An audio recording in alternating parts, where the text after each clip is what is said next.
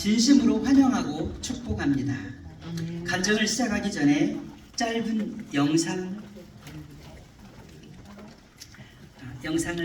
준비를 하긴 했는데 연결잭이 지금 이전에 행사하던 학교에서 잭을 가지고 가버렸네요.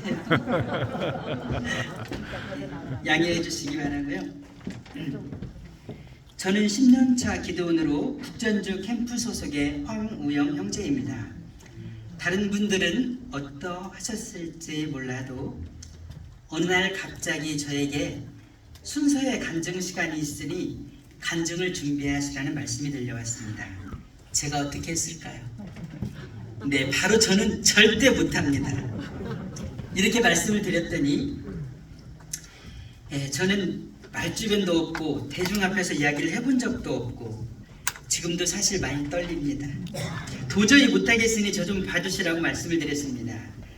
그동안 우리 북전주 캠프의 전통은 캠프에서 무슨 말씀을 하시면 네, 순종하겠습니다. 아멘입니다. 알겠습니다. 감사합니다.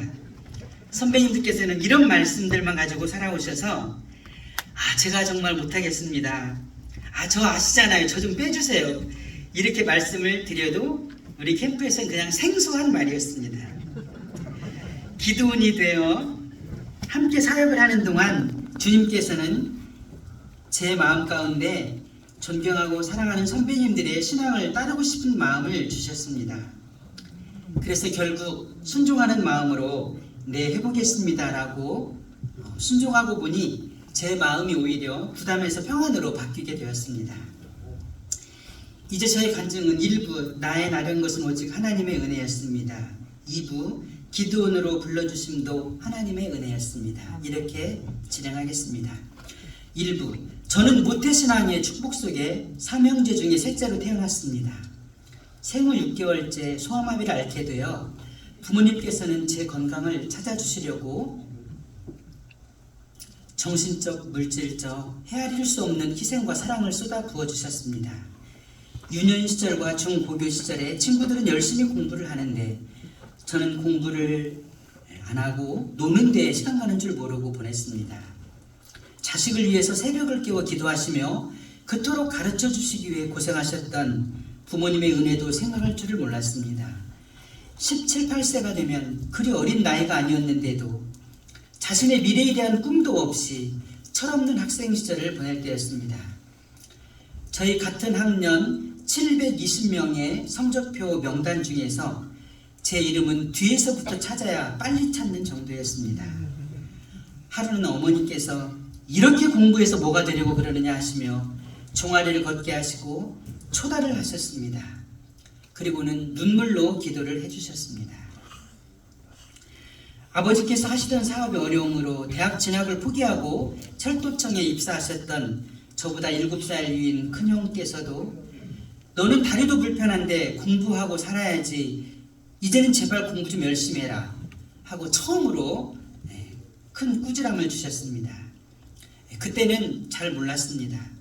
아버지 어머니께서 천국에 가시고 제가 자식을 낳고 키우다 보니 이제 부모님의 마음이 아주 조금이라도 이해가 되고 그 사랑과 은혜를 감사하며 살아가려고 합니다. 그때의 초달과 기도와 사랑의 권면은 부모님께 걱정을 끼쳐드린 저의 미안한 마음속에 기도의 응답처럼 부딪히며 제 생각을 바꾸게 해주셨습니다.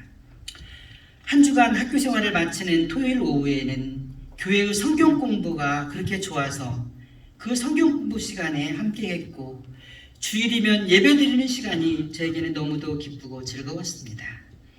수험생이었던 그 시간에도 주일 예배는 거의 빠지지 않고 드린 기억이 납니다.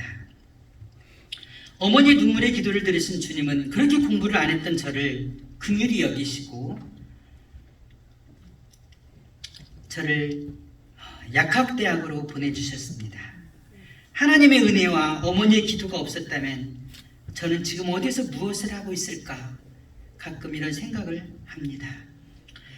초달과 사랑의 권면도 필요하지만 제가 말하고 싶은 것은 부모님의 기도는 자식을 바른 길로 인도하는 능력이 있다는 것과 우리도 자녀를 위해 끊임없는 기도를 계속 해야 한다는 말을 하고 싶습니다.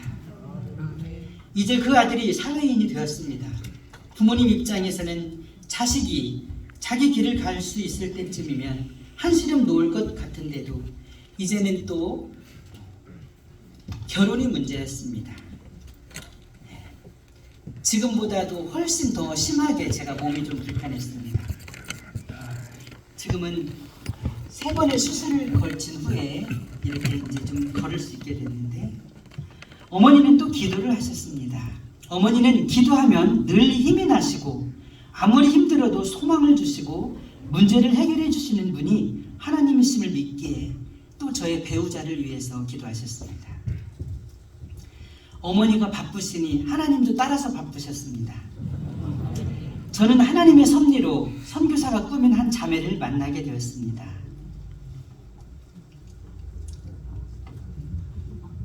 네, 화면에 보이는 예쁘게 생겼죠? 네, 엄청 사랑이 많고 따뜻한 자매였습니다. 하나님께서는 어느 날 콩밭에서 콩깍지를 2개 가져오셔서 하나는 제 눈에, 하나는 준비하신 자매의 눈에 이렇게 딱 붙이셨습니다. 그래서 우리는 앞도 옆도 뒤도 볼 수 없이 콩깍지끼리 주의 성전에서 결혼 예배를 드렸습니다. 하나님의 크신 은혜였습니다.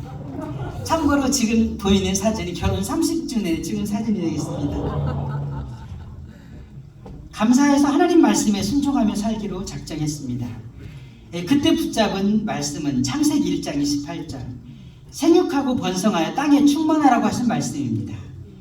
말씀에 순종하니까 복을 주셨고 일남 이녀를 낳고 믿음의 가정을 이루게 해주셨습니다. 주의 전에서는 성도로, 기도원에서는 평생 부부 회원으로, 사회에서는 ESF라는 선교단체에서 캠퍼스 복음화, 성서한국, 세계선교의 사명을 위해 보내는 선교사로서의 삶을 살고자 함께하고 있습니다. 2부 기도원으로 불러주심도 하나님의 은혜였습니다. 기도원 사역에는 기도와 기쁨이 있었습니다. 기도원 성경은 여행 중에 리조트 객실에서 종종 보았습니다. 좋은 기억을 가지고는 있었지만 제가 기도원이 되는 생각은 해본 적이 없었습니다. 어느 날 저를 위해 오랜 시간 기도해 오고 있으니 기도원 사역에 함께 하자고 말씀을 저에게 해주셨습니다.